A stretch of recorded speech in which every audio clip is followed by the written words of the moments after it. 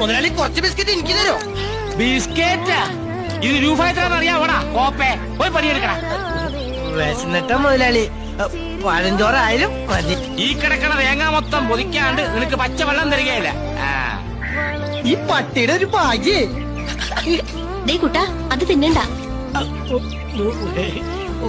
വിശന്നിട്ട രാധേക്കുട്ടി.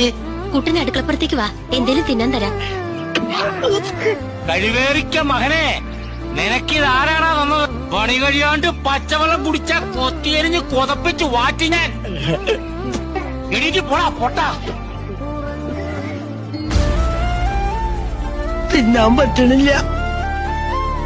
തപ്പ് ഓടുന്ന പോലെ ചങ്ക് കിടന്ന് ഡുണ്ടുണ്ടും പിടയ്ക്കുക.